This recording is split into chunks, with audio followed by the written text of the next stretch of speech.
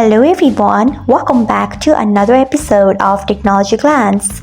Today in this video, I'm going to guide you through how you can change who can see my post to my network on Tango. So let's get started. Firstly, open Tango app in your device. Then tap on your profile icon. Next, tap on privacy. After that, tap on post and moments. Then you can see the option of post, tap on it. After that, you can see the option of my network, select on it, then tap on save. So this is how you can change who can see my post to my network on Tango. Thanks for watching. If you found this guide helpful, we would love it if you hit the thumbs up button below. We upload great new tech tutorials like this one every day, so do not forget to subscribe to our channel and hit the bell icon so that you'll never miss another update.